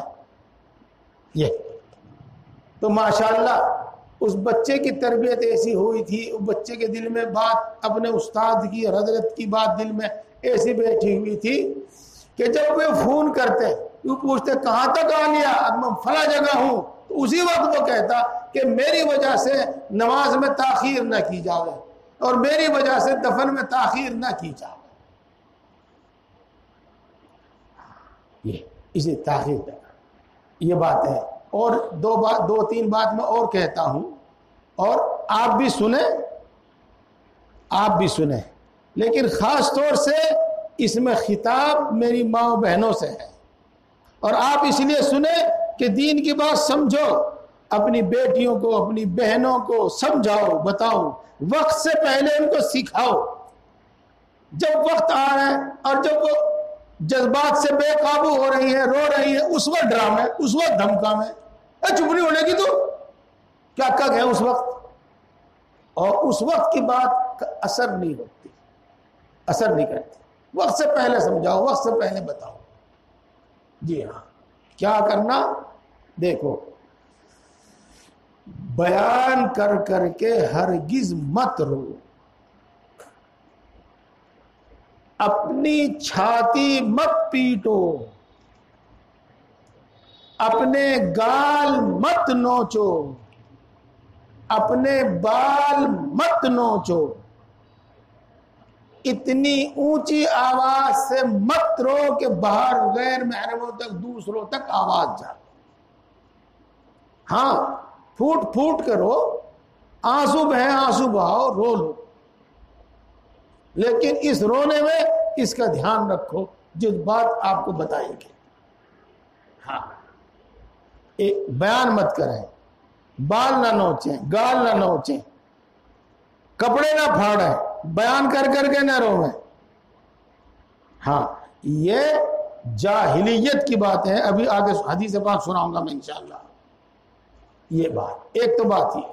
دوسری بات ایک اور ہے, وہ آپ سب نے دیکھا ہے, ہم نے بھی دیکھا ہے, حدیث پاک میں بھی اس کا ذکر ہے, میری ماں بہنیں خاص طور سے سنیں. چلو یوں ہی کہہ لو کہ وہ رو رو کر تھک گئی, یا جتنا رونا تھا انہوں نے رو لی, وہ اب چپ بیٹھی ہیں.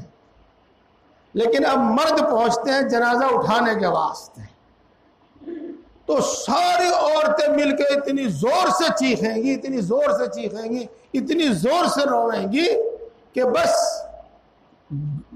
سر پہ اٹھا لے گی سب. یہ اور یہ مستقل ایک عادت ہے, مستقل ایک دستور چلا آیا ہے.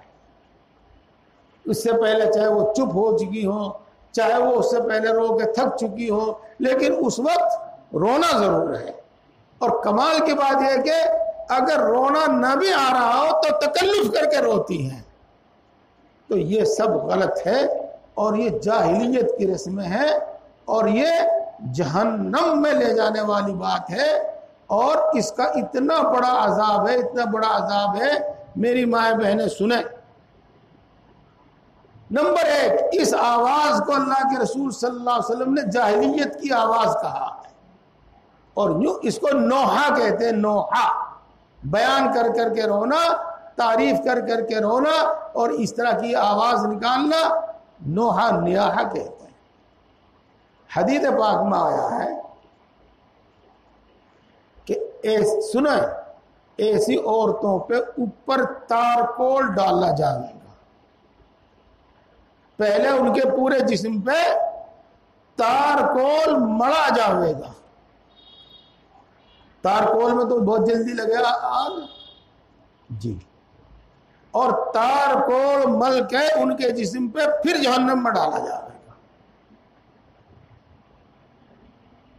یہ اس واسطے میری مائیں بہنیں اس عادت کو بالکل چھوڑ دیں, اور اللہ کے رسول صلی اللہ علیہ وسلم کی سچی بات کو یاد رکھیں. بالکل سچی بات ہے, اس کو یاد رکھیں. اور اللہ نے ڈرایا ہے, ڈر جاویں اور اس کام کو چھوڑ دیں. یہ نہ سوچے کہ یوں کہیں گے اسے اپنے باپ کی محبت نہیں تھی, اپنے بیٹے کی محبت نہیں تھی, اپنے بھائی کی محبت نہیں تھی. یہ مت سوچے, یہ مت سوچے. ہاں, یہ تو شیطانی بات ہے, وسوسہ ہے, بری بات ہے جو دل میں آ گئی. تو یہ آواز نہ لگا, اور بس جتنی بات ہو گئی ہے ہو گئی ہے, وقت پورا ہو گیا ہے. اب میں اپنی بات کو ختم کر دوں. یہ تو چند باتیں میں نے مثال کے طور پر کہی تھی, اور شروع کی بات جو میں نے آپ کو بتائی وہ میرے بھائیوں آپ یاد رکھیں کہ ہمیں انشاءاللہ العزیز شریعت سنت کے مطابق چلنا ہے. ہر رسم کو چھوڑ دینا ہے, ہر بدعت کو چھوڑ دینا ہے. اللہ نے بات زبان پہ لائی, دل میں ڈالی, زبان پہ بات آئی, ہمیں ایک نئے جذبے کے ساتھ اس دین پر اور دین پر اس طرح عمل کرنا ہے جو رسول اللہ صلی اللہ علیہ وسلم کو چھوڑ کر گئے تھے اور جس پر صحابہ عمل کیے اور جس طرح صحابہ نے عمل کیا ہم اس پر عمل کریں گے. میں بات ختم کر رہا تھا لیکن ایک بات یاد آ گئی. ہاں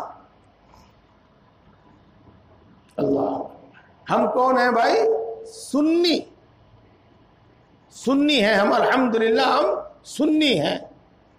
اور یہاں بھی ہم غلطی کرتے ہیں یہ کہ جی سن کے ایمان لائے, ہم اس واسطے سنی ہیں, ہمیں پتہ ستا کچھ نہیں بھائی, ہم تو جیسا سنا ایسا ایمان لے آئے.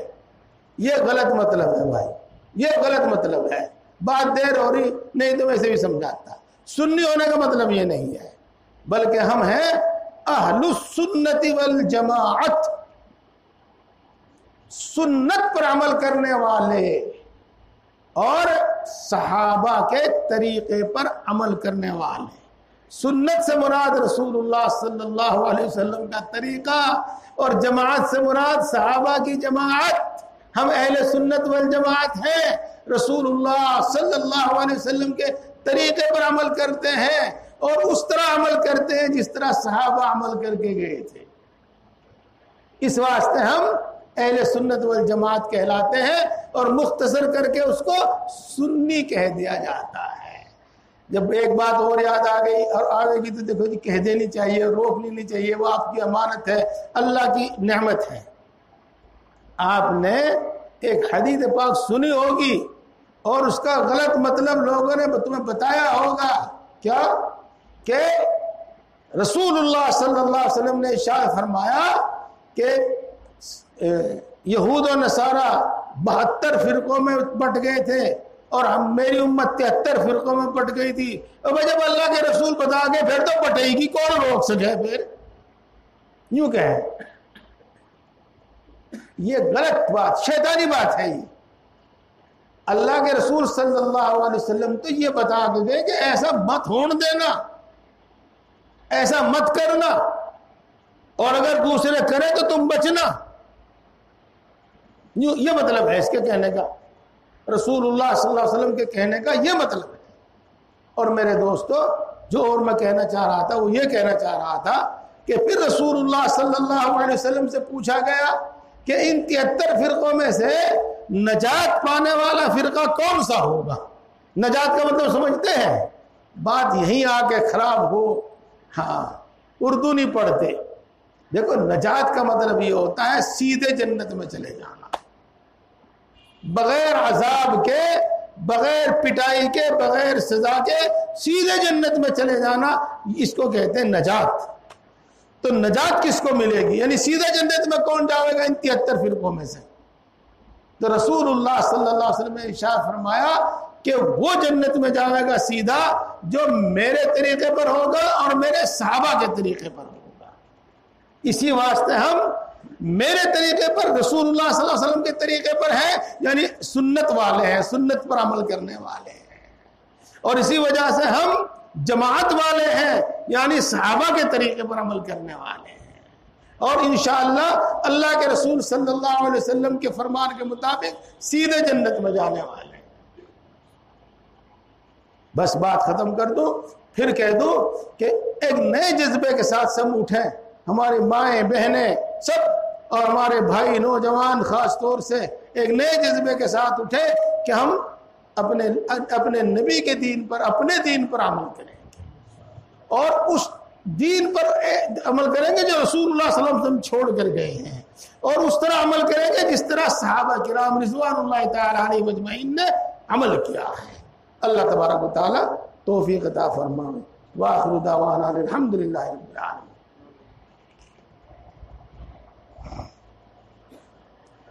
الحمدللہ رب العالمین الرحمن الرحیم مالک یوم الدین والصلاة والسلام علی سید الانبیاء والمرسلین محمد وآلہ واصحابہ اجمعین. لا الہ الا انت سبحانک انی کنت من الظالمین. ربنا ظلمنا انفسنا وان لم تغفر لنا وترحمنا لنکونن من الخاسرین. اے اللہ تو سب سے بڑا ہے, ہر چیز پر قادر ہے, ہر چیز کا مالک ہے، ہر چیز کے خزانے تیرے قبضے میں ہیں، تیرے خزانے کبھی کم یا ختم ہونے والے نہیں ہیں۔ اے اللہ تو بڑی طاقت والا ہے، تیری طاقت میں، تیری قدرت میں مٹی اور سونا پیدا کرنا برابر ہے، تیری قدرت میں، تیری طاقت میں اے اللہ کنکر پتھر اور ہیرا موتی پیدا کرنا برابر ہے۔ اے اللہ تو بڑا مہربان ہے، سب پر مہربان ہے، بڑی بڑی نعمتوں سے نوازتا ہے، بلا استحقاق عطا فرماتا ہے، بلا عوض عطا فرماتا ہے، بغیر مانگے عطا فرماتا ہے، بے شمار عطا فرماتا ہے، خالی ہاتھ واپس کرتے بھی شرم آتی ہے۔ اے اللہ تو یقیناً بڑا مہربان ہے، سب پر مہربان ہے، بڑی بڑی غلطیوں کو معاف فرماتا ہے، بار بار معاف فرماتا ہے، معاف کرنے کو پسند کرتا ہے، سینکڑوں سال کے کفر و شرک تک کو توبہ کرنے پر معاف کر دیتا ہے۔ اے اللہ ہم تیری انہی اچھی صفات کے واسطے سے تجھ سے مانگتے ہیں، اے اللہ ہم سب کو ایمان کامل عطا فرما، اے اللہ ایمان کی لذت و حلاوت نصیب فرما، اے اللہ ایمانی تقاضوں پر عمل کرنے کی توفیق نصیب فرما، اے اللہ ایمانی صفات ہمارے اندر پیدا فرما، کافروں منافقوں والی صفات ہمارے اندر سے نکال دیجیے۔ اے اللہ اپنے وعدوں کا یقین عطا فرما، اپنے وعدوں پر اور اپنے حکموں پر ہمارے دلوں کو مطمئن فرما۔ اے اللہ اپنی صفات کی پہچان عطا فرما، اپنی صفات کا یقین عطا فرما، اپنی محبت عطا فرما، اپنی معرفت عطا فرما، اپنا خوف عطا فرما، اتنا خوف جو تمام گناہوں سے روک دے۔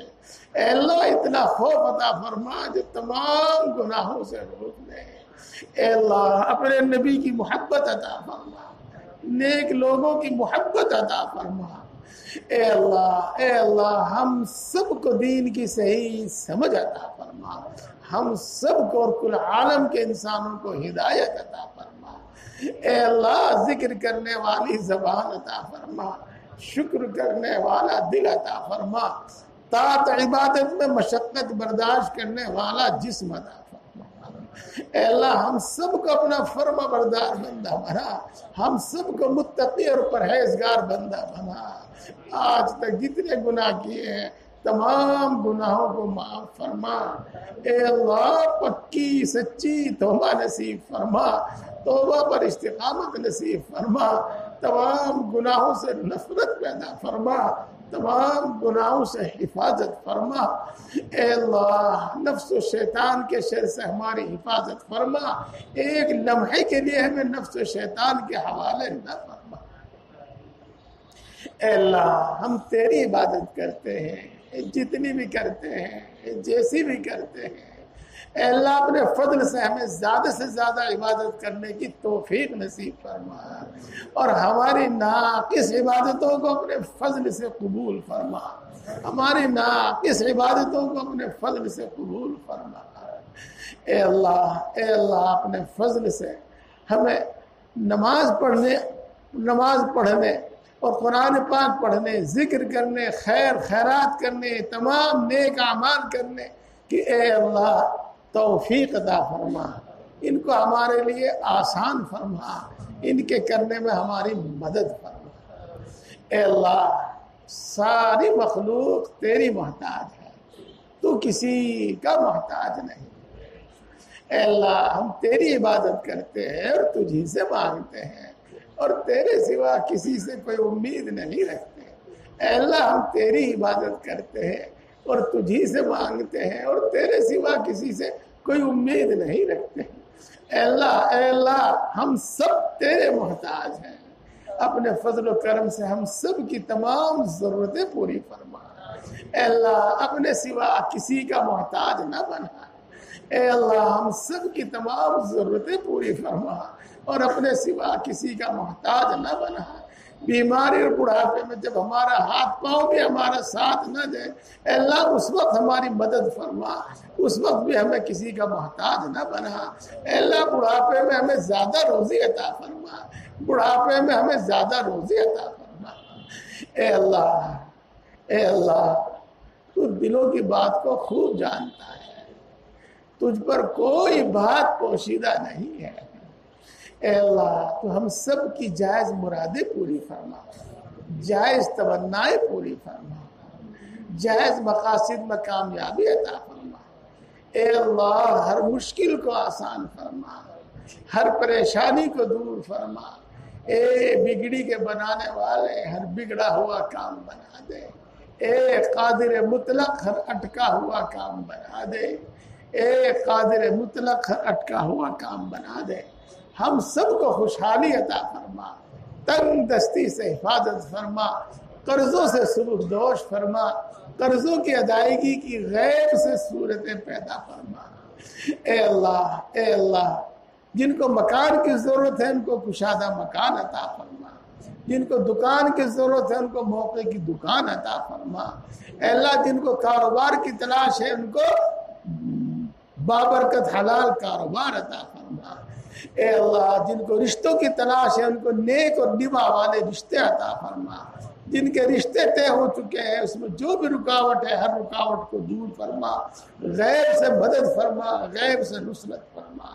اے اللہ، جن کو اولاد کی تمنا ہے ان کو نیک اولاد عطا فرما، جن کو لڑکوں کی تمنا ہے لڑکے عطا فرما، اور جن کو لڑکیوں کی تمنا ہے لڑکیاں عطا فرما۔ اے اللہ، جن کو اولاد عطا فرمائی ہے ان کی اولاد کو نیک بنا، آنکھوں کی ٹھنڈک بنا، دل کی راحت بنا، ملک و ملت کا خادم بنا۔ اے اللہ، ان کو بہترین قابلیتیں، بہترین صلاحیتیں عطا فرما۔ اے اللہ، ان کو آوارہ اور ناکارہ ہونے سے بچا لے۔ اے اللہ، ان کو آوارہ اور ناکارہ ہونے سے بچا لے۔ اے اللہ، ہم سب کو شفاء کاملہ عاجلہ عطا فرما، صحت و قوت عطا فرما۔ ہم کو بھی، ہمارے اہل و عیال، بیوی بچوں کو بھی، ہمارے ماں باپ کو بھی، ہمارے اہل خانہ، ہمارے سب متعلقین کو صحت و قوت عطا فرما۔ اے اللہ، ہمارے گھروں میں چین، سکون اور سکینہ نازل فرما، برکتیں نازل فرما۔ ہم سب کے آپسی جھگڑے ختم فرما، اتفاق اتحاد پیدا فرما، خصوصاً ماں باپ اور اولاد کے آپسی جھگڑے ختم فرما، خصوصاً میاں بیوی کے آپسی جھگڑے ختم فرما۔ اے اللہ، مال جان ایمان عزت و آبرو کی حفاظت فرما، کسی ظالم کو ہم پر مسلط نہ فرما، کسی بے رحم کو ہم پر مسلط نہ فرما۔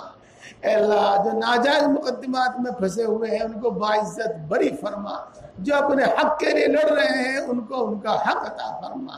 اے اللہ، حق کو پہچاننے، ماننے اور عمل کرنے کی توفیق نصیب فرما، اور باطل کو پہچاننے اور اس کو رد کرنے اور اس سے بچنے کی ہمیں توفیق نصیب فرما، اور مرتے دم تک دین حق پر ثابت قدم فرما، اور اپنے اپنے مقررہ وقت پر ایمان پر خاتمہ فرما۔ اے اللہ، مرتے وقت کلمہ نصیب فرما، موت کی سختی سے حفاظت فرما، قبر کے عذاب سے حفاظت فرما، میدان حشر کی سختیوں سے حفاظت فرما۔ اے اللہ، اپنے فضل سے بغیر حساب کے ہم کو معاف فرما دیجئے، بغیر حساب کے ہم کو جنت الفردوس عطا فرما دیجئے۔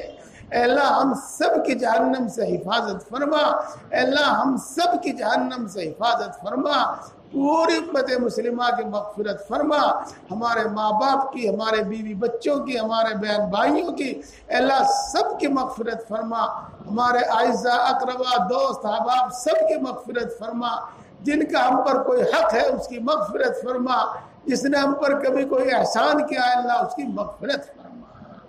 اے اللہ، اسلام اور مسلمانوں کو عزت اور غلبہ نصیب فرما، اے اللہ امت کے اندر بیداری پیدا فرما، اے اللہ اسلام اور مسلمانوں کو عزت اور غلبہ نصیب فرما، جہاں جہاں ان کو ستایا جا رہا ہے ان کی خصوصی نصرت و مدد فرما، ان کے خلاف ان کے دشمن جو منصوبے بنا رہے ہیں اے اللہ جو سازشیں رچ رہے ہیں ان سب میں ان کو ناکام فرما، اے اللہ کل عالم میں امن و امان سکون و اطمینان پیدا فرما، خصوصاً ہمارے ملک میں امن و امان سکون و اطمینان پیدا فرما، اور خصوصاً ہماری بستی میں امن و امان اور سکون و اطمینان پیدا فرما، اے اللہ امن کو تباہ کرنے والوں کو تباہ فرما، امن کے دشمنوں کا خاتمہ فرما، امن کے دشمنوں کو ختم فرما، امن کے دشمنوں کو تباہ فرما، امن کے دشمنوں کا خاتمہ فرما۔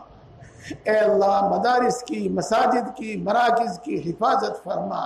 اے اللہ ہر وہ خیر تجھ سے مانگتے ہیں جو تیرے نبی نے مانگی ہے ہم کو عطا فرما، ہر اس شر سے پناہ چاہتے ہیں جس سے تیرے نبی نے پناہ چاہی ہے اس سے ہماری حفاظت فرما۔ اے اللہ جو مانگا ہے وہ بھی عطا فرما اور جو مانگنے سے رہ گیا وہ بھی عطا فرما۔ اے اللہ، اے ہم سب کو پیدا کرنے والے، اے ہم سب کو پالنے والے، اے ماں سے زیادہ محبت کرنے والے، اے باپ سے زیادہ مہربان، ہم تجھی سے فریاد کرتے ہیں، اپنی ضرورت تیرے ہی سامنے رکھتے ہیں، ہم تجھی سے فریاد کرتے ہیں اور اپنی ضرورت تیرے ہی سامنے رکھتے ہیں۔ ہم اپنا دکھ تجھی کو سناتے ہیں، ہم اپنا دکھ تجھی کو سناتے ہیں۔ اے اللہ ہم تجھی سے فریاد کرتے ہیں اور اپنا دکھ تجھی کو سناتے ہیں، اور تیرے سوا کسی میں کوئی طاقت کوئی مجال ہے بھی نہیں، تیرے سوا کسی میں کوئی طاقت اور کوئی مجال ہے بھی نہیں۔